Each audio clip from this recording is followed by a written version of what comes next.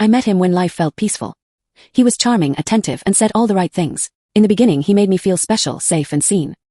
He would hold my hand tightly in public, talk about our future, and assure me I was everything he had ever wanted. People admired our relationship. To the outside world, we looked perfect. Even I believed it. But then small things began to shift. He would say things, then deny them later. If I asked why he had ignored my calls or seemed upset, he would say I was imagining it. When I forgot something small, he would make it seem like a major flaw.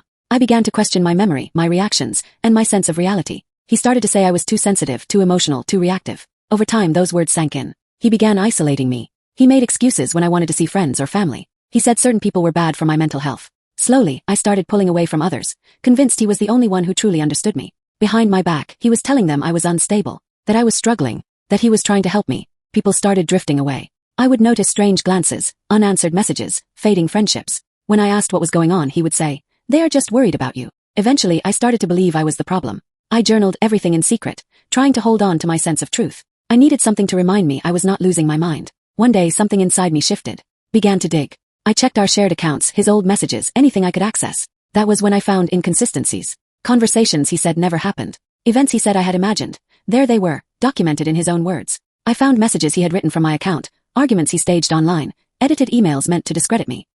He had been laying a foundation for years, one that painted me as irrational. When I confronted him with some of what I had found, he looked me in the eyes and said, "This is exactly what I mean. You are making things up again." It was a moment I will never forget. I realized he would never admit to anything, and worse, he would use my truth to strengthen his lie. So I stopped confronting. I started recording. I gathered proof, screenshots, voice memos, timelines. I worked silently. I even spoke with a therapist not just to recover but to prepare. Then one day I sent everything out. To friends, family, anyone who had heard his version of our story. I shared the truth, not with rage but with clarity. The silence was long and painful, but eventually some people responded. Some apologized. Others admitted they had been unsure but afraid to speak up. A few said nothing, and their silence said enough.